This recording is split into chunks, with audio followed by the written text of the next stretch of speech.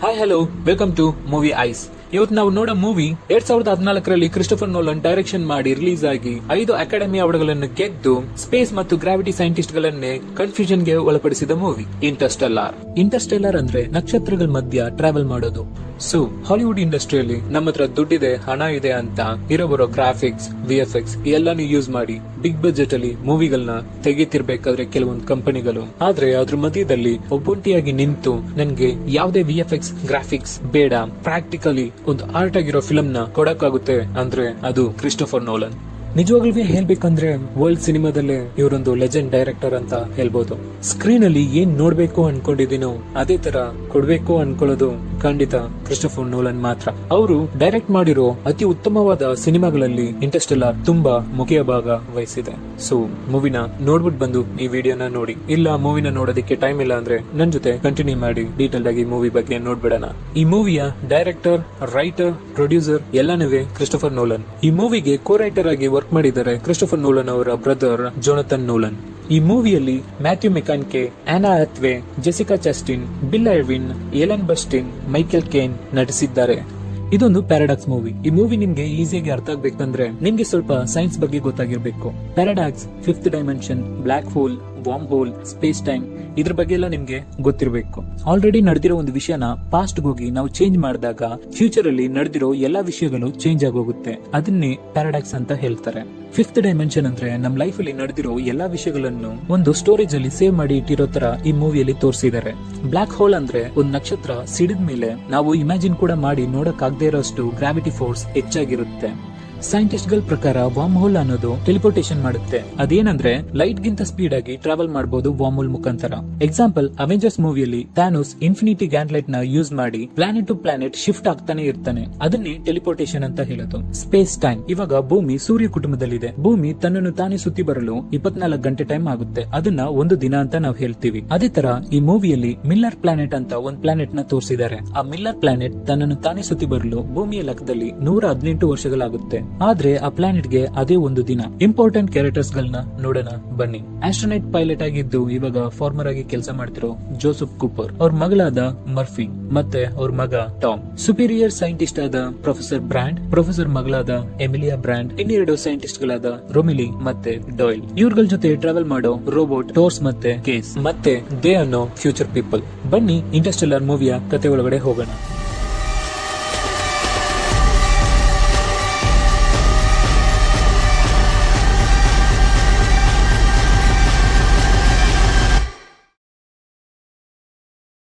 ಇವತ್ತಿಂದ ಸುಮಾರು ಸಾವಿರಾರು ವರ್ಷಗಳ ನಂತರ ಎಲ್ಲೋ ಒಂದು ಟೈಮ್ ಅಲ್ಲಿ ಶುರುವಾಗುತ್ತೆ ಈ ಕತೆ. ಜೋಸೆಫ್ ಕೂಪರ್ ಅವ್ರ ಮಕ್ಕಳನ್ನ ಕರ್ಕೊಂಡು ಕಾರಲ್ಲಿ ಎಲ್ಲಿಗೋ ಹೋಗ್ತಾ ಇರ್ತಾರೆ. ಹಾಗೆ ಹೋಗ್ತಿರ್ಬೇಕಾದ್ರೆ ಮಿಲಿಟರಿ ಡ್ರೋನ್ ಅವ್ರ ತಲೆ ಮೇಲೆ ಹಾರ್ಕೊಂಡು ಹೋಗ್ತಾ ಇರುತ್ತೆ. ಅದನ್ನ ಹ್ಯಾಕ್ ಮಾಡಿ ಹೇಗೋ ಜೋಸೆಫ್ ಕೂಪರ್ ಕೆಳಗಡೆ ಬೀಳಿಸ್ಬಿಡ್ತಾರೆ. ಮತ್ತೆ ಅದರಿಂದ ಕೆಲವೊಂದು ಪಾರ್ಟ್ಸ್ ಗಳನ್ನ ರಿಮೂವ್ ಮಾಡಿ ತಗೊಂಡು ಅವ್ರ ಮನೆಗೆ ಹೋಗ್ತಾರೆ. ಜೋಸೆಫ್ ಕೂಪರ್ ನಾಸಾದಲ್ಲಿ ಆಸ್ಟ್ರೋನೈಟ್ ಪೈಲಟ್ ಆಗಿ ಕೆಲಸ ಮಾಡ್ತಿದ್ರು. ಆದ್ರೆ ಇವಾಗ ಒಂದು ಫಾರ್ಮರ್ ಆಗಿದ್ದಾರೆ. ಇವಾಗ ಇವ್ರಿರೋ ಭೂಮಿಯ ಕಂಡೀಷನ್ ನೋಡಿದ್ರೆ ತುಂಬಾ ಏರ್ ಪೊಲ್ಯೂಷನ್ ಇಂದ ಯಾವುದೇ ಕ್ರಾಪ್ಸ್ ಬೆಳೆಯೋದಿಲ್ಲ, ಜೋಳ ಮಾತ್ರ ಬೆಳೆಯುತ್ತೆ. ಇನ್ನು ಸ್ವಲ್ಪ ದಿನಗಳಲ್ಲಿ ಅದು ಕೂಡ ಅಲ್ದೋಗುತ್ತೆ. ಹೀಗೆ ಒಂದಿನ ಕೂಪರ್ ಅವರು ಮಗಳಾದ ಮರ್ಫಿ ಬೆಡ್ರೂಮ್ ಇಂದ ಬುಕ್ ಶೆಲ್ಫ್ ಇಂದ ಬುಕ್ಸ್ ಎಲ್ಲ ಅದಾಗಿದ್ದಾರೆ ಬಿದ್ದೋಗುತ್ತೆ. ಅದನ್ನ ಮರ್ಫಿ ಅವ್ರ ಅಪ್ಪನ ಹತ್ರ ಬಂದು ಹೇಳ್ತಾಳೆ, ನನ್ ರೂಮ್ ಅಲ್ಲಿ ದೆವ್ವ ಇದೆ, ಅದು ನನ್ ಜೊತೆ ಮಾತಾಡೋದಕ್ಕೆ ಟ್ರೈ ಮಾಡ್ತಾ ಇದೆ ಅಂತ ಹೇಳ್ತಾಳೆ. ಆತರ ಎಲ್ಲ ಏನು ಇಲ್ಲ ಅಂತ ಹೇಳಿ ಕೂಪರ್ ಅವ್ರ ಮಗಳು ಮರ್ಫಿನ ಸಮಾಧಾನ ಮಾಡ್ತಾರೆ. ಹೀಗೆ ಒಂದಿನ ಬಿರುಗಾಳಿ ಬರುತ್ತೆ. ಬಿರುಗಾಳಿ ಬಂದಾಗ ಮರ್ಫಿ ಅವ್ಳ ರೂಮ್ ವಿಂಡೋ ಡೋರ್ ನ ಕ್ಲೋಸ್ ಮಾಡೋದಕ್ಕೆ ಮರ್ತ್ ಬಿಟ್ಟಿರ್ತಾಳೆ. ಅವಾಗ ಆ ವಿಂಡೋ ಡೋರ್ ಮುಖಾಂತರ ಒಳಗಡೆ ಬಂದಿದ್ದ ಧೂಳು ಮರ್ಫಿ ರೂಮ್ ಫ್ಲೋರ್ ಅಲ್ಲಿ ಒಂದು ಪ್ಯಾಟರ್ನ್ ತರ ಅಪಿಯರ್ ಆಗುತ್ತೆ. ಇದನ್ನ ಕೂಪರ್ ನೋಡ್ತಾರೆ. ನೋಡಿ ತುಂಬಾ ಶಾಕ್ ಆಗ್ತಾರೆ.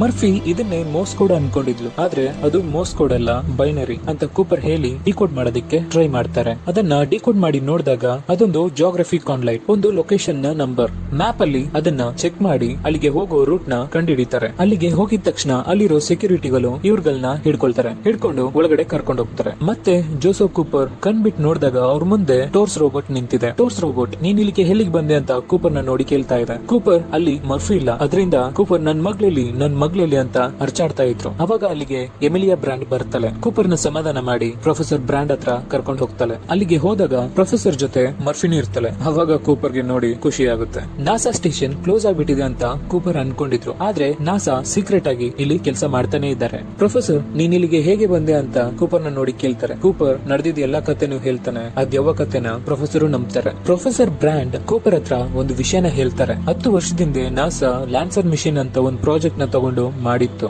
ಒಂದೇ ಸೂರ್ಯ ಕುಟುಂಬನ ಸೇರಿದ 12 ಪ್ಲಾನೆಟ್ಸ್ ಗೆ ಇಲ್ಲಿಂದ ಆಸ್ಟ್ರೋನೆಟ್ಸ್ ನ ಕಳ್ಸಿರೋದಾಗಿ, ಅಲ್ಲಿ ಮನುಷ್ಯರು ಬದುಕೋಕೆ ಸಾಧ್ಯವಾಗುತ್ತಾ ಅಂತ ಚೆಕ್ ಮಾಡಿ ಬರೋದಕ್ಕಾಗಿ. ಆದ್ರೆ ಅದರಲ್ಲಿ 12 ಪ್ಲಾನೆಟ್ಸ್ ಇಂದ ಬರೀ 3 ಪ್ಲಾನೆಟ್ ಇಂದ ಮಾತ್ರ ಸಿಗ್ನಲ್ ಬಂದಿದೆ. ಮನುಷ್ಯರು ಬದುಕೋಕೆ ಬೇಕಾಗಿರೋ ಎಲ್ಲಾ ಸಾಧ್ಯತೆ ಸೌಲಭ್ಯಗಳು ಇದೆ ಅಂತ ಬಂದಿರೋ ಮೆಸೇಜ್ ಅದು. ಯಾವ್ಯಾವ್ದು ಅಂದ್ರೆ ಆಸ್ಟ್ರೋನೆಟ್ಸ್ ಹೋಗಿರೋ ಪ್ಲಾನೆಟ್ಸ್ ಗಳಿಗೆ ಅವ್ರ ಹೆಸರನ್ನೇ ಇಟ್ಟು ಕರೀತಾರೆ. ಅದು ಮಿಲ್ಲರ್ ಹೋಗಿರೋ ಮಿಲ್ಲರ್ ಪ್ಲಾನೆಟ್, ಡಾಕ್ಟರ್ ಮ್ಯಾನ್ ಹೋಗಿರೋ ಮ್ಯಾನ್ ಪ್ಲಾನೆಟ್, ಎಡ್ಮಂಡ್ಸ್ ಹೋಗಿರೋ ಎಡ್ಮಂಡ್ ಪ್ಲಾನೆಟ್. ಇವಾಗ ಇಲ್ಲಿ ಇರೋದ್ರಲ್ಲೇ ನೀನೇ ಬೆಸ್ಟ್ ಪೈಲಟ್. ಆ 3 ಪ್ಲಾನೆಟ್ ಅಲ್ಲಿ ಮನುಷ್ಯರು ಬದುಕೋಕೆ ಬೇಕಾಗಿರೋ ಸಾಧ್ಯತೆ ಸೌಲಭ್ಯಗಳು ಎಲ್ಲ ಇದೆಯಾ ಅಂತ ಚೆಕ್ ಮಾಡಿ ಬಾ ಅಂತ ಪ್ರೊಫೆಸರ್ ಕೂಪರ್ ಹತ್ರ ಹೇಳ್ತಾರೆ. ಇವಾಗಿರೋ ಈ ಭೂಮಿ ಕೆಲವೊಂದು ವರ್ಷಗಳಲ್ಲಿ ಮನುಷ್ಯರು ಬದುಕೋಕೆ ಆಗದೆ ಇರೋ ತರ ಚೇಂಜ್ ಆಗೋಗುತ್ತೆ. ಮರ್ಫಿ, ಟಾಮ್ ಯಾರು ಬದುಕೋಕಾಗಲ್ಲ ಅಂತ ಕೂಪರ್ ಹೊಸ ಭೂಮಿನ ಕಂಡುಹಿಡಿಯೋದಕ್ಕೆ ಒಪ್ಕೊಳ್ತಾರೆ. ಈ ಮಿಷನ್ ಗಾಗಿ ಕೂಪರ್ ಹೊರಡಬೇಕಾದ್ರೆ ಅವ್ರ ಮಗಳಾದ ಮರ್ಫಿ ಅಪ್ಪ ಹೋಗ್ಬೇಡಪ್ಪ ಅಂತ ತುಂಬಾ ಅಳ್ತಾಳೆ, ತುಂಬಾ ಆಟ ಹಿಡಿತಾಳೆ. ಆದ್ರೆ ಕೂಪರ್ ಅವಳನ್ನ ಮನೇಲೆ ಬಿಟ್ಟು ಹೊರಡ್ತಾರೆ. ಇವಾಗ ಕೂಪರ್ ಜೊತೆ ಎಮಿಲಿಯಾ ಬ್ರಾಂಡ್ ಮತ್ತು ಸುಪೀರಿಯರ್ ಸೈಂಟಿಸ್ಟ್ ಗಳಾದ ರೊಮಿಲಿ ಮತ್ತೆ ಡೋಯಲ್ ಹೊರಡ್ತಾರೆ. ಹೀಗೆ ಇವರು ಇಂಟರ್ಸ್ಟೆಲ್ಲರ್ ಟ್ರಾವೆಲ್ ಗೆ ಹೊರಡಬೇಕಾದ್ರೆ ಪ್ರೊಫೆಸರ್ ಬ್ರಾಂಡ್ ನನ್ನ ಹತ್ರ 2 ಪ್ಲಾನ್ ಗಳಿದೆ, ಅದು ಪ್ಲಾನ್ ಎ ಮತ್ತು ಪ್ಲಾನ್ ಬಿ ಅಂತ ಹೇಳಿ ಬರ್ತಾರೆ. ಪ್ಲಾನ್ ಎ ಏನಂದ್ರೆ, ನೀವು ಹೊಸ ಭೂಮಿನ ಕಂಡಿಡಿದು ರಿಟರ್ನ್ ಬರೋದಕ್ ಮುಂಚೆ ನಾನಿಲ್ಲಿ ಗ್ರಾವಿಟಿ ಈಕ್ವೇಶನ್ ನ ಸಾಲ್ವ್ ಮಾಡಿ ಭೂಮಿ ಮೇಲೆ ಒಂದು ಸ್ಪೇಸ್ ಸ್ಟೇಷನ್ ನ ಬಿಲ್ಡ್ ಮಾಡಿ ಇಲ್ಲಿರೋ ಜನರನ್ನೆಲ್ಲ ಅದರಲ್ಲಿ ಹತ್ತಿಸ್ಕೊಂಡು ನೀವು ಕಂಡಿಡಿದಿರೋ ಹೊಸ ಭೂಮಿಗೆ ಟ್ರಾವೆಲ್ ಮಾಡಿ ಬರೋದು. ಪ್ಲಾನ್ ಎ ಏನಾದ್ರೂ ವರ್ಕೌಟ್ ಆಗ್ಲಿಲ್ಲ ಅಂದ್ರೆ ಪ್ಲಾನ್ ಬಿ ನ ಎಕ್ಸಿಕ್ಯೂಟ್ ಮಾಡಬೇಕು. ನೀವು ಹೋಗುವ ಎಂಜುರೆನ್ಸ್ ಸ್ಪೇಸ್ ಶಿಪ್ ಅಲ್ಲಿ 5000 ಅಂಡಣಗಳಿದೆ. ನೀವು ಕಂಡುಹಿಡಿಯುವ ಹೊಸ ಭೂಮಿಯಲ್ಲೇ ನೀವು ಬದುಕಿ ಹೊಸ ಹ್ಯೂಮನ್ ಪಾಪ್ಯುಲೇಷನ್ ನ ಉಂಟು ಮಾಡಬೇಕು ಅಂತ ಹೇಳಿ ಪ್ರೊಫೆಸರ್ ಬ್ರಾಂಡ್ ಕಳಿಸ್ಕೊಡ್ತಾರೆ. ಕೂಪರ್ ಕ್ರೂ ಇವಾಗ ಇಂಟರ್ಸ್ಟೆಲ್ಲರ್ ಟ್ರಾವೆಲ್ ಮಾಡೋದಕ್ಕೆ ಎಂಜುರೆನ್ಸ್ ಸ್ಪೇಸ್ ಶಿಪ್ ಅನ್ನೋ ಶಿಪ್ ನ ಯೂಸ್ ಮಾಡ್ತಾರೆ. ಈ ಎಂಜುರೆನ್ಸ್ ಸ್ಪೇಸ್ ಶಿಪ್ ಅಲ್ಲಿ ಟೋರ್ಸ್ ಮತ್ತೆ ಕೇಸ್ ಅನ್ನೋ 2 ರೋಬೋಟ್ಸ್ ಗಳು ಇದೆ. ಅದ್ ಮಾತ್ರ ಇಲ್ಲದೆ ರೇಂಜರ್ ಮತ್ತೆ ಲ್ಯಾಂಡರ್ ಅನ್ನೋ 2 ಮಿನಿ ಸ್ಪೇಸ್ ಕ್ರಾಫ್ಟ್ ಇದೆ. ಇವರು ಸ್ಯಾಟರ್ನ್ ಹತ್ರ ಹೋಗೋದಕ್ಕೇನೆ 2 ವರ್ಷ ಆಗುತ್ತೆ. ಅದರಿಂದ ಕ್ರಯೋ ಸ್ಲೀಪ್ ಅಲ್ಲಿ ಮಲಗಿರ್ತಾರೆ. ಸ್ಯಾಟರ್ನ್ ಹತ್ರ ಬಂದಿದ ತಕ್ಷಣ ಟೋರ್ಸ್ ರೋಬೋಟ್ ಇವ್ರುಗಳನ್ನ ಬಂದು ಎಬ್ಸುತ್ತೆ. ಇವಾಗ ಸ್ಯಾಟರ್ನ್ ಆರ್ಬಿಟ್ ಅಲ್ಲಿ ಇರೋ ವಾರ್ಮ್ ಹೋಲ್ ನ ಕಂಡಿಡಿದು ಅದ್ರ ಮುಖಾಂತರ ಟ್ರಾವೆಲ್ ಮಾಡಿ ಗ್ಯಾಲಗಂಟುವ ಗ್ಯಾಲಕ್ಸಿಗೆ ಇವರು ಹೋಗ್ಬೇಕು. ಇವರ ಮೊದಲ ಪಯಣ ಮಿಲ್ಲರ್ ಪ್ಲಾನೆಟ್ ಆಗಿದೆ. ಮಿಲ್ಲರ್ ಪ್ಲಾನೆಟ್ ಗೆ ಹೋಗೋದಕ್ಕಾಗಿ ರೇಂಜರ್ ಮಿನಿ ಸ್ಪೇಸ್ ಕ್ರಾಫ್ಟ್ ನ ತಗೊಂಡು ಕೂಪರ್, ಎಮಿಲಿಯಾ, ಡೋಯಲ್ ಮಾತ್ರ ಹೋಗ್ತಾರೆ. ರೊಮಿಲಿ ಎಂಜುರೆನ್ಸ್ ಸ್ಪೇಸ್ ಶಿಪ್ ಅಲ್ಲೇ ಇರ್ತಾರೆ. ಯಾಕೆಂದ್ರೆ ಮಿಲ್ಲರ್ ಪ್ಲಾನೆಟ್ ಗೆ ಹೋಗಿರೋರ್ಗೆ ಏನಾದ್ರೂ ಪ್ರಾಬ್ಲಮ್ ಆಯ್ತು ಅಂದ್ರೆ ರೊಮಿಲಿ ಹೋಗಿ ಕಾಪಾಡ್ತಾರೆ. ಅದಕ್ಕಾಗಿ ರೊಮಿಲಿ ಎಂಜುರೆನ್ಸ್ ಸ್ಪೇಸ್ ಶಿಪ್ ಅಲ್ಲೇ ಉಳ್ಕೊಳ್ತಾರೆ. ಮಿಲ್ಲರ್ ಪ್ಲಾನೆಟ್ ಇದೊಂದು ನೀರಿನ ಜಗತ್ತು. ಮಿಲ್ಲರ್ ಪ್ಲಾನೆಟ್ ಅಲ್ಲಿ ಬರೀ ನೀರೇ ಇರೋದು, ಅಲ್ಲಿ ಸರ್ಫೇಸೇ ಇಲ್ಲ. ಮಿಲ್ಲರ್ ಬಂದಿದ್ದ ಸ್ಪೇಸ್ ಕ್ರಾಫ್ಟ್ ಸಿಗ್ನಲ್ ನ ಯೂಸ್ ಮಾಡಿ ಅಲ್ಲಿಗೆ ಹೋಗಿ ಲ್ಯಾಂಡ್ ಆಗ್ತಾರೆ. ಆದ್ರೆ ಅಲ್ಲಿ ಮಿಲ್ಲರ್ ಬಂದಿದ್ದ ಶಿಪ್ ಇಲ್ಲ, ಅದು ಒಡೆದೋಗಿದೆ, ಪಾರ್ಟ್ ಆಗಿ ಬಿದ್ದೋಗಿದೆ. ಅದರಿಂದ ಕೆಲವೊಂದು ಎಕ್ವಿಪ್ಮೆಂಟ್ಸ್ ನ ತಗೊಳ್ಳೋದಕ್ಕಾಗಿ ಎಮಿಲಿಯಾ ಹೋಗ್ತಾಳೆ. ಹೀಗೆ ಅವಳು ತಗೊಳ್ತಿರ್ಬೇಕಾದ್ರೆ ಸಾವಿರಾರು ಅಡಿ ಎತ್ತರಕ್ಕೆ ಸುನಾಮಿ ಅಲೆ ಬರ್ತಾ ಇರುತ್ತೆ. ಆ ಟೈಮ್ ಅಲ್ಲಿ ಎಮಿಲಿಯಾನ ಕಾಪಾಡೋದಕ್ಕಾಗಿ ಡೋಯಲ್ ಅವನ್ ಪ್ರಾಣನ ಕಳ್ಕೊಳ್ತಾನೆ. ಹೇಗೋ ಮಿಲ್ಲರ್ ಪ್ಲಾನೆಟ್ ಇಂದ ತಪ್ಪಿಸ್ಕೊಂಡು ಕೂಪರ್ ಮತ್ತೆ ಎಮಿಲಿಯಾ ಎಂಡ್ಯೂರೆನ್ಸ್ ಸ್ಪೇಸ್ ಶಿಪ್ ಗೆ ಬರ್ತಾರೆ. ಭೂಮಿಯ ಲೆಕ್ಕದಲ್ಲಿ ಮಿಲ್ಲರ್ ಪ್ಲಾನೆಟ್ ಅಲ್ಲಿ 1 ಅವರ್ ಅನ್ನೋದು ಭೂಮಿಗೆ 7 ಇಯರ್ಸ್ ಗೆ ಈಕ್ವಲ್ ಅಂತ ಕ್ಯಾಲ್ಕುಲೇಟ್ ಮಾಡ್ಕೊಂಡೆ ಇವರು ಹೋಗಿರ್ತಾರೆ. ಆದ್ರೆ ಇವಾಗ ಎಂಜುರೆನ್ಸ್ ಸ್ಪೇಸ್ ಸ್ಟೇಷನ್ ಗೆ ರಿಟರ್ನ್ ಬಂದು ರೊಮಿಲಿನ ನೋಡಿದಾಗ ರೊಮಿಲಿಗೆ ತುಂಬಾನೇ ವಯಸ್ಸಾಗಿದೆ. 23 ವರ್ಷ 4 ತಿಂಗಳಿಂದ ನಿಮ್ಗಾಗಿ ಒಬ್ನೇ ಕಾಯ್ತಾ ಇದ್ದೀನಿ ಅಂತ ರೊಮಿಲಿ ಹೇಳ್ತಾರೆ. ಕೂಪರ್ಗೆ ಇದನ್ನ ಕೇಳಿ ತುಂಬಾನೇ ಬೇಜಾರಾಗುತ್ತೆ. ಮತ್ತೆ ರೊಮಿಲಿ ನಿಮ್ ಮಕ್ಕಳಾದ ಟಾಮ್ ಮತ್ತೆ ಮರ್ಫಿ ನಿಮ್ಗೆ ವಿಡಿಯೋ ಮೆಸೇಜಸ್ ಕಳ್ಸಿದ್ದಾರೆ, ಹೋಗಿ ನೋಡಿ ಅಂತ ಹೇಳ್ತಾರೆ. ಕೂಪರ್ ಕೂಡ ಖುಷಿಯಿಂದ ಹೋಗಿ ಆ ವಿಡಿಯೋಗಳನ್ನ ನೋಡ್ತಾರೆ. ನೋಡಿದಾಗ ಕೂಪರ್ಗೆ ತುಂಬಾ ಶಾಕ್ ಆಗುತ್ತೆ.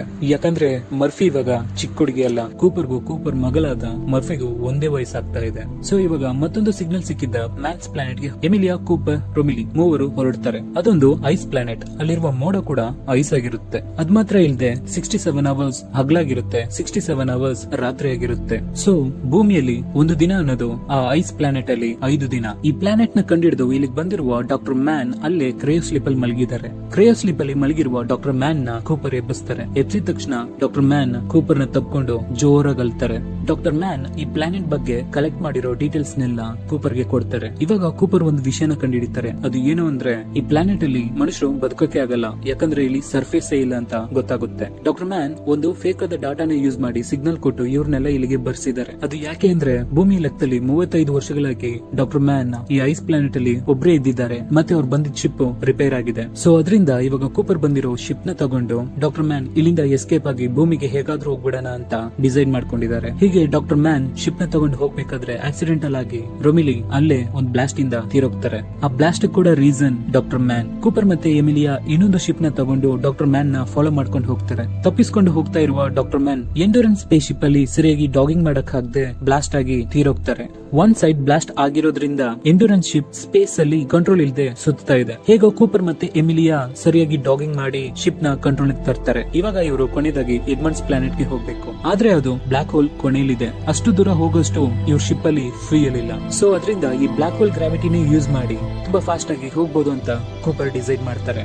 ಬ್ಲಾಕ್ ಹೋಲ್ ಗ್ರಾವಿಟಿ ಫೋರ್ಸ್ ತುಂಬಾ ಜಾಸ್ತಿ ಇರೋದ್ರಿಂದ ಶಿಪ್ ಅಲ್ಲಿರೋ ವೆಯ್ಟ್ ನ ಕಡಿಮೆ ಮಾಡಬೇಕಾಗೋ ಸಿಚುವೇಶನ್ ಬರುತ್ತೆ. ಸೊ ಮೊದಲು ಟೋರ್ಸ್ ರೋಬೋಟ್ ಇರೋ ಶಿಪ್ ನ ಎಜೆಕ್ಟ್ ಮಾಡ್ತಾರೆ. ಆದ್ರೂ ಗ್ರಾವಿಟಿ ಫೋರ್ಸ್ ಜಾಸ್ತಿ ಇರೋದ್ರಿಂದ ಶಿಪ್ ವೆಯ್ಟ್ ಇನ್ನೂ ಕಡಿಮೆ ಮಾಡಬೇಕಾಗುತ್ತೆ. ಅದರಿಂದ ಕೂಪರ್ ಎಮಿಲಿಯಾಗೆ ಬಾಯ್ ಬಾಯ್ ಅಂತ ಹೇಳಿ ಅವ್ರಿರೋ ಶಿಪ್ ನ ಎಜೆಕ್ಟ್ ಮಾಡಿ ಬ್ಲಾಕ್ ಹೋಲ್ ಒಳಗಡೆ ಹೋಗ್ಬಿಡ್ತಾರೆ. ಶಿಪ್ ವೆಯ್ಟ್ ಎಲ್ಲ ಕಡಿಮೆ ಆಗಿದ್ರಿಂದ ಎಮಿಲಿಯಾ ಆ ಗ್ರಾವಿಟಿ ಫೋರ್ಸ್ ಇಂದ ತಪ್ಪಿಸ್ಕೊಂಡು ಎಡ್ಮಂಡ್ಸ್ ಪ್ಲಾನೆಟ್ ಗೆ ಹೋಗ್ತಾಳೆ. ಇವಾಗ ಬ್ಲಾಕ್ ಹೋಲ್ ಒಳಗಡೆ ಬಿದ್ದಿರೋ ಕೂಪರ್ ಅಲ್ಲಿ ಒಂದು ವಿಚಿತ್ರವಾದ ಪ್ಲೇಸ್ ನ ನೋಡ್ತಾರೆ. ಅದು ನೋಡೋದಿಕ್ಕೆ ಲೈಬ್ರರಿ ತರ ಇದೆ. ದೊಡ್ಡ ದೊಡ್ಡ ಬುಕ್ಸ್ ಗಳಾಗಿದೆ. ಕೂಪರ್ ತುಂಬಾನೇ ಹೆದರ್ಕೊಂಡು ಅಲ್ಲಿರೋ ಕೆಲವೊಂದು ಬುಕ್ಸ್ ಗಳನ್ನ ತಳ್ಬಿಟ್ಟು ನೋಡ್ತಾರೆ. ಅಲ್ಲಿ ಮರ್ಫಿ ಚಿಕ್ಕ ಹುಡುಗಿಯಾಗಿ ಕೂತಿರ್ತಾಳೆ. ಕೂಪರ್ ಮರ್ಫಿ ಹತ್ರ ಮಾತಾಡೋದಕ್ಕೆ ಟ್ರೈ ಮಾಡ್ತಾರೆ. ಮರ್ಫಿ ಮರ್ಫಿ ಅಂತ ಅರ್ಚ್ಕೊಳ್ತಾರೆ. ಆದ್ರೆ ಮರ್ಫಿಗೆ ಏನು ಕೇಳಿಸಲ್ಲ. ಆದ್ರೆ ಬುಕ್ಸ್ ಮಾತ್ರ ಬಿಲೋದನ್ನ ನೋಡಿ ಹೆದರ್ಕೊಂಡು ಮರ್ಫಿ ಹೋಗ್ಬಿಡ್ತಾಳೆ. ಮತ್ತೆ ಇನ್ನೊಂದ್ ಕಡೆ ಹೋಗಿ ಕೂಪರ್ ಬುಕ್ಸ್ ನ ತಳ್ಬಿಟ್ಟು ನೋಡಿದಾಗ ಕೂಪರ್ನೇ ನೋಡ್ತಾರೆ. ಇಲ್ಲಿ ಏನ್ ನಡೀತಾ ಇದೆ ಅಂತಾನೆ ಕೂಪರ್ಗೆ ಅರ್ಥ ಆಗ್ತಿಲ್ಲ. ಆ ಕಡೆ ಇರೋ ಕೂಪರ್ ಈ ಇಂಟರ್ಸ್ಟೆಲ್ಲರ್ ಟ್ರಾವೆಲ್ ಗೆ ಹೋಗೋದಕ್ಕಾಗಿ ರೆಡಿ ಆಗ್ತಾ ಇರ್ತಾರೆ. ಅದನ್ನ ನೋಡ್ತಾ ಇದ್ದ ಬ್ಲಾಕ್ ಹೋಲ್ ಅಲ್ಲಿ ಇರೋ ಕೂಪರ್ ಮರ್ಫಿ ನನ್ನ ಕಳಿಸ್ಬೇಡ ಅಂತ ತುಂಬಾ ಅರ್ಚ್ಕೊಳ್ತಾರೆ.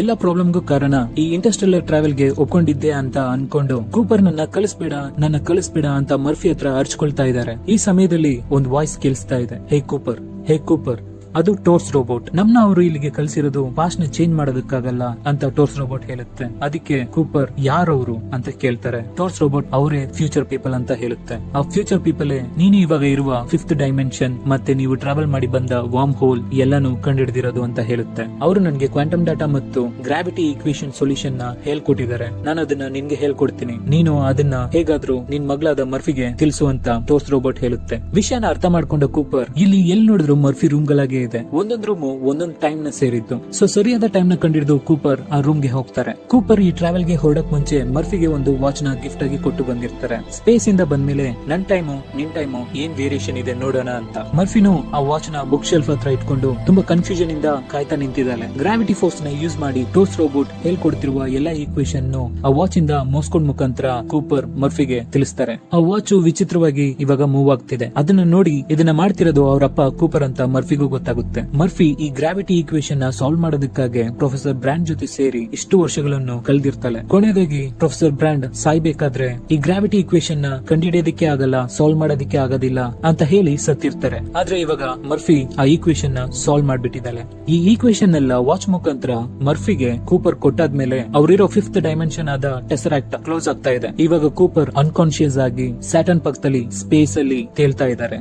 ದೂರದಿಂದ ಒಂದು ಸ್ಪೇಸ್ ಶಿಪ್ ಬಂದು ಕೂಪರ್ ನ ಒಂದು ಪ್ಲೇಸ್ ಗೆ ಕರ್ಕೊಂಡು ಹೋಗುತ್ತೆ. ಕೂಪರ್ ಕಣ್ಬಿಟ್ಟು ನೋಡಿದಾಗ ಒಂದು ಹಾಸ್ಪಿಟಲ್ ಅಲ್ಲಿ ಇದ್ದಾರೆ. ಅಲ್ಲಿರೋರು ಕೂಪರ್ ಹತ್ರ ವೆಲ್ಕಮ್ ಟು ಕೂಪರ್ ಸ್ಟೇಷನ್, ನಿಮ್ಗೆ 125 ವರ್ಷ ಆಗ್ತಾ ಇದೆ ಅಂತ ಹೇಳ್ತಾರೆ. ಈ ಕೂಪರ್ ಸ್ಟೇಷನ್ ನಿಮ್ ಮಗಳಾದ ಮರ್ಫಿ ಬಿಲ್ಡ್ ಮಾಡಿರೋದು, ಅದಕ್ಕಾಗಿ ಕೂಪರ್ ಸ್ಟೇಷನ್ ಅಂತ ನೇಮ್ ಇಟ್ಟಿದ್ದಾರೆ. ನೀವು ಹೇಗೂ ರಿಟರ್ನ್ ಬರ್ತೀರಾ ಅಂತ ಕ್ರಯೋ ಸ್ಲೀಪ್ ಅಲ್ಲಿ ಮಲಗಿದ್ದಾರೆ, ನೀವು ಬಂದ್ಮೇಲೆ ಎಬ್ಬಿಸಬೇಕು ಅಂತ ಹೇಳಿದ್ದಾರೆ ಅಂತ ಅಲ್ಲಿರೋ ಡಾಕ್ಟರ್ ಹೇಳ್ತಾರೆ. ಇವಾಗ ಕೂಪರ್ ಮರ್ಫಿನ ನೋಡೋದಕ್ಕಾಗಿ ಹೋಗ್ತಾರೆ. ಅಲ್ಲಿ ಮರ್ಫಿ ಬೆಡ್ ಮೇಲೆ ಮಲಗಿದ್ದಾಳೆ. ನೋಡೋದಕ್ಕೆ ಕೂಪರ್ಗೆ ಅಜ್ಜಿ ತರ ಇದ್ದಾಳೆ. ಮರ್ಫಿಗೆ ತುಂಬಾನೇ ವಯಸ್ಸಾಗಿದೆ. ಕೂಪರ್ ಮರ್ಫಿನ ನೋಡಿ ತುಂಬಾನೇ ಕಷ್ಟ ಪಡ್ತಾರೆ. ಯಾಕೆ ನೀನು ಕ್ರಯೋ ಸ್ಲೀಪ್ ಅಲ್ಲಿ ಮಲಗಿ ಇಷ್ಟು ದಿನ ವೇಟ್ ಮಾಡ್ತಿದೆ ಅಂತ ಕೂಪರ್ ಕೇಳ್ತಾರೆ. ಅದಕ್ಕೆ ಮರ್ಫಿ ನನ್ನ ತಂದೆ ಖಂಡಿತ ನನ್ನ ನೋಡಕ್ ಬರ್ತೀನಿ ಅಂತ ಹೇಳಿದ್ರು ಅಂತ ವಾಚ್ ನ ತೋರಿಸ್ಬಿಟ್ಟು ಎಮಿಲಿಯಾ ಇವಾಗ ಎಡ್ಮಂಡ್ಸ್ ಪ್ಲಾನೆಟ್ ಗೆ ಹೋಗಿ ಸೇರಿರ್ತಾಳೆ. ಅವಳು ಹೋಗಿ ಕಾಪಾಡಿ ಅವಳ ಜೊತೆ ಇರಿ ಅಂತ ಹೇಳ್ತಾಳೆ. ಕೂಪರ್ ಅದಕ್ಕೆ ನಾನು ತುಂಬಾ ದಿನ ಬಿಟ್ಟು ನಿನ್ನ ನೋಡಕ್ ಬಂದಿದ್ದೀನಿ, ಯಾಕೆ ನನ್ನ ಹೋಗು ಅಂತ ಹೇಳ್ತಿದೆ ಅಂತ ಕೇಳ್ತಾರೆ. ಮರ್ಫಿ ಅದಕ್ಕೆ ಯಾವುದೇ ಪೇರೆಂಟ್ಸ್ ಅವ್ರ ಮಕ್ಕಳು ಸಾಯೋದನ್ನ ನೋಡೋದಕ್ಕೆ ಇಷ್ಟಪಡಲ್ಲ, ನನ್ಗೆ ತುಂಬಾ ವಯಸ್ಸಾಗಿದೆ, ಇನ್ನು ಕೆಲವೊಂದ್ ದಿನಗಳಲ್ಲಿ ನಾನು ಸತ್ತೋಗ್ತೀನಿ, ನನ್ನ ನೋಡ್ಕೊಳ್ಳೋದಿಕ್ಕೆ ಇಲ್ಲಿ ನನ್ನ ಫ್ಯಾಮಿಲಿ ಇದೆ, ನೀವು ಹೋಗಿ ಎಮಿಲಿಯನ್ನ ನೋಡಿ ಅಂತ ಹೇಳಿ ಕಳಿಸ್ಕೊಡ್ತಾಳೆ. ಕೂಪರ್ ಅಲ್ಲಿರೋ ಟೋರ್ಸ್ ರೋಬೋಟ್ ನ ರೆಡಿ ಮಾಡಿ ಕರ್ಕೊಂಡು ಎಡ್ಮಂಡ್ಸ್ ಪ್ಲಾನೆಟ್ ಗೆ ಹೋಗ್ತಾರೆ. ಇವಾಗ ಎಡ್ಮಂಡ್ಸ್ ಪ್ಲಾನೆಟ್ ಅಲ್ಲಿ ಎಮಿಲಿಯಾ ಒಬ್ಳೆ ನಿಂತಿದ್ದಾಳೆ. ಬಂಡೆಗಳು ಮೇಲ್ ಬಿದ್ದಿದ್ರಿಂದ ಎಡ್ಮಂಡ್ಸ್ ಅಲ್ಲೇ ತೀರೋಗಿರ್ತಾರೆ. ಅದನ್ನ ನೋಡ್ತಾಳೆ ಎಮಿಲಿಯಾ. ನೋಡ್ಬಿಟ್ಟು ಸ್ವಲ್ಪ ಮುಂದೆ ನಡ್ಕೊಂಡು ಹೋಗ್ತಾಳೆ. ಅಲ್ಲಿ ನೋಡಿದಾಗ ಅವಳಿಗೊಂದು ವಿಷಯ ಅರ್ಥ ಆಗುತ್ತೆ. ಅಲ್ಲಿ ಎಡ್ಮಂಡ್ಸ್ ಟೆಂಟ್ ಹಾಕಿ ಜೀವನನೇ ನಡೆಸಿರೋದು. ಸೊ ಅದರಿಂದ ಎಮಿಲಿಯಾ ಅವಳು ಸ್ಪೇಸ್ ಸೂಟ್ ಮಾಸ್ಕ್ ನ ರಿಮೂವ್ ಮಾಡಿ ಬ್ರೀತ್ ಮಾಡ್ತಾಳೆ. ಬ್ರೀತ್ ಮಾಡ್ಬಿಟ್ಟು ಆ ಟೆಂಟ್ ಗೆ ಹೋಗ್ತಾಳೆ. ಇಲ್ಲಿಗೆ ಈ ಇಂಟರ್ಸ್ಟೆಲ್ಲರ್ ಮೂವಿ ಕತೆ ಮುಗಿಯುತ್ತೆ. ಈ ಮೂವಿಯಲ್ಲಿ ಕೆಲವೊಂದು ಸೀನ್ಸ್ ಸರಿಯಾಗಿ ಅರ್ಥ ಆಗಿರಲ್ಲ. ಅದು ಏನಂತ ನೋಡೋಣ. ಕೂಪರ್ ಮತ್ತೆ ಎಮಿಲಿಯಾ ಮಿಲ್ಲರ್ ಪ್ಲಾನೆಟ್ ಗೆ ಹೋಗಿದ್ದು ರಿಟರ್ನ್ ಬಂದು ನೋಡಿದಾಗ ರೊಮೆಲಿಗೆ ವಯಸ್ಸಾಗಿರುತ್ತೆ 23 ವರ್ಷ 4 ತಿಂಗಳು. ಅದು ಯಾಕೆಂದ್ರೆ ಈ ಮೂವಿಯಲ್ಲಿ ತೋರಿಸಿರೋ ಪ್ರಕಾರ ಬ್ಲಾಕ್ ಹೋಲ್ ಮತ್ತು ಅದರ ಆರ್ಬಿಟ್ ಅಲ್ಲಿರೋ ಪ್ಲಾನೆಟ್ಸ್ ಗಳಿಗೆ ಟೈಮ್ ತುಂಬಾ ಸ್ಲೋ ಆಗಿರುತ್ತೆ. ಸೊ ಅಲ್ಲಿಗೆ ಹೋಗಿದ್ ಬಂದ ಎಮಿಲಿಯಾಗೂ ಕೂಪರ್ಗೂ ಏಜ್ ಆಗಿರಲ್ಲ. ಆದ್ರೆ ಎಂಡೂರೆನ್ಸ್ ಸ್ಪೇಸ್ ಶಿಪ್ ಅಲ್ಲಿ ಇರೋ ರೊಮೆಲಿಗೆ ಏಜ್ ಆಗಿರುತ್ತೆ. ಅದೇ ತರ ಕೂಪರ್ ಮಗಳಾದ ಮರ್ಫಿಗೂ ಏಜ್ ಆಗಿ ಸಾಯೋ ಸ್ಟೇಜ್ ಅಲ್ಲಿ ಇರ್ತಾಳೆ. ಆದ್ರೆ ಕೂಪರ್ ಯಂಗ್ ಆಗಿರ್ತಾರೆ. ಈ ಮೂವಿಯಲ್ಲಿ ಪ್ರೊಫೆಸರ್ ಬ್ರಾಂಡ್ ಹೇಳಿದ ಪ್ಲಾನ್ ಎ ಸಕ್ಸಸ್ ಆಗಿದೆ. ಸೊ ಅದ್ರ ಪ್ರಕಾರನೇ ಮರ್ಫಿ ಕೂಪರ್ ಸ್ಟೇಷನ್ ನ ಬಿಲ್ಡ್ ಮಾಡಿ ಭೂಮಿಯಲ್ಲಿರೋ ಎಲ್ಲ ಪೀಪಲ್ಸ್ ನು ಕರ್ಕೊಂಡು ಇವಾಗ ಎಡ್ಮಂಡ್ಸ್ ಪ್ಲಾನೆಟ್ ಗೆ ಟ್ರಾವೆಲ್ ಮಾಡಿ ಹೋಗ್ತಾ ಇದ್ದಾಳೆ. ಈ ಮೂವಿಯಲ್ಲಿ ದೇ ಅಂತ ಮೆನ್ಷನ್ ಮಾಡಿದ್ದಾರೆ. ದೇ ಅಂದ್ರೆ ಫ್ಯೂಚರ್ ಪೀಪಲ್. ಆದ್ರೆ ಅವ್ರನ್ನ ಈ ಮೂವಿಯಲ್ಲಿ ತೋರಿಸಿಲ್ಲ. ಅವರು ಯಾರು ಅಂದ್ರೆ ಇವಾಗ ಎಡ್ಮಂಡ್ಸ್ ಪ್ಲಾನೆಟ್ ಗೆ ಟ್ರಾವೆಲ್ ಮಾಡಿ ಹೋಗ್ತಾ ಇರೋ ಕೂಪರ್ ಸ್ಟೇಷನ್ ಇರೋ ಪೀಪಲ್ಸ್. ಎಡ್ಮಂಡ್ಸ್ ಪ್ಲಾನೆಟ್ ಗೆ ಹೋದ್ಮೇಲೆ ಹ್ಯೂಮನ್ ಪಾಪ್ಯುಲೇಷನ್ ನ ಇನ್ಕ್ರೀಸ್ ಮಾಡ್ತಾರೆ. ಅದ್ ಮಾತ್ರ ಇಲ್ಲದೆ ಮ್ಯೂಟೇಷನ್ ಇವ್ರಿಗೆ ಜಾಸ್ತಿ ಆಗುತ್ತೆ. ಯಾವ ಮಟ್ಟಿಗೆ ಅಂದ್ರೆ ಎಡ್ಮಂಡ್ಸ್ ಪ್ಲಾನೆಟ್ ಅಲ್ಲಿ ಇರೋ ಒಬ್ಬರಿಗೆ ನಮ್ ಭೂಮಿಯಲ್ಲಿರೋ 8 ಬಿಲಿಯನ್ ಜನರ ಬುದ್ಧಿವಂತಿಕೆ ಇರುತ್ತೆ. ಸೊ ಅದನ್ನ ಯೂಸ್ ಮಾಡಿ ಸ್ಯಾಟರ್ನ್ ಆರ್ಬಿಟ್ ಅಲ್ಲಿ ವಾರ್ಮ್ ಹೋಲ್ ನು ಬ್ಲಾಕ್ ಹೋಲ್ ಒಳಗಡೆ 5th ಡೈಮೆನ್ಷನ್ ಕಂಡುಹಿಡಿದಿರ್ತಾರೆ. ಇವಾಗ ಫ್ಯೂಚರ್ ಪೀಪಲ್ ಇರೋ ಎಡ್ಮಂಡ್ಸ್ ಪ್ಲಾನೆಟ್ ಕೂಡ ಡೇಂಜರ್ ಅಲ್ಲಿ ಇದೆ. ಸೊ ಅದಕ್ಕಾಗಿ ಕೂಪರ್ ನು ಮರ್ಫಿಯನ್ನು ಕೀ ಆಗಿ ಯೂಸ್ ಮಾಡಿದ್ದಾರೆ. ಇನ್ನೊಂದು ಥಿಯರಿ ಏನಂದ್ರೆ ಆಲ್ರೆಡಿ ಕೂಪರ್ ಒಂದ್ಸತಿ ಇಂಟರ್ಸ್ಟೆಲ್ಲರ್ ಟ್ರಾವೆಲ್ ಮಾಡಿದ್ದಾರೆ. ಆ ಇಂಟರ್ಸ್ಟೆಲ್ಲರ್ ಟ್ರಾವೆಲ್ ಮಾಡಿದಾಗ ಪಾಸ್ಟ್ ಅಲ್ಲಿ ಏನೋ ಚೇಂಜ್ ಮಾಡಿದ್ದಾರೆ. ಅದರಿಂದಾನೇ ಎಡ್ಮಂಡ್ಸ್ ಪ್ಲಾನೆಟ್ ಇವಾಗ ಡೇಂಜರ್ ಅಲ್ಲಿ ಇದೆ. ಸೊ ಅದಕ್ಕಾಗಿ ಇವಾಗ 2ನೇ ಸತಿ ಇಂಟರ್ಸ್ಟೆಲ್ಲರ್ ಟ್ರಾವೆಲ್ ನ ಮಾಡಿಸಿದ್ದಾರೆ. 5th ಡೈಮೆನ್ಷನ್ ಒಳಗಡೆ ಕೂಪರ್ ಇರ್ಬೇಕಾದ್ರೆ ಕೂಪರ್ ಪಾಸ್ಟ್ ನ ಚೇಂಜ್ ಮಾಡೋದಕ್ಕೆ ಟ್ರೈ ಮಾಡ್ತಾ ಇರ್ತಾರೆ. ಅದಕ್ಕೆ ಅವಾಗ ಟೋರ್ಸ್ ರೋಬೋಟ್ ನಾವಿಲ್ಲಿ ಪಾಸ್ಟ್ ನ ಚೇಂಜ್ ಮಾಡೋದಕ್ಕಾಗಿ ಬಂದಿಲ್ಲ ಅಂತ ಹೇಳುತ್ತೆ. ಇವಾಗ ನಿಮ್ಗೆ ಈ ಮೂವಿ ಡೀಟೇಲ್ ಆಗಿ ಅರ್ಥ ಆಗಿರುತ್ತೆ ಅನ್ಸುತ್ತೆ. ಯಾವ್ದೇ ಮೂವಿ ಆಗಿದ್ರು ಹೇಳಿ, ಖಂಡಿತ ಎಕ್ಸ್ಪ್ಲೈನ್ ಮಾಡ್ತೀವಿ. ನಮ್ ಕೈಲಾದಷ್ಟು ಎಕ್ಸ್ಪ್ಲೈನ್ ಮಾಡೋದಕ್ಕೆ ಟ್ರೈ ಮಾಡ್ತೀವಿ. ಚಾನೆಲ್ ನ ಸಬ್ಸ್ಕ್ರೈಬ್ ಮಾಡಿಲ್ಲ ಅಂದ್ರೆ ಸಬ್ಸ್ಕ್ರೈಬ್ ಮಾಡಿ, ಬೆಲ್ ಐಕಾನ್ ನ ಒತ್ತಿ ಆಲ್ ಆನ್ ಆಪ್ಷನ್ ನ ಸೆಲೆಕ್ಟ್ ಮಾಡಿ. ಏನಾದ್ರೂ ತಪ್ಪಿದ್ರೆ ಕಮೆಂಟ್ ಮಾಡಿ, ಸರಿ ಮಾಡ್ಕೊಳ್ತೀವಿ. Thanks for watching. This is move ice.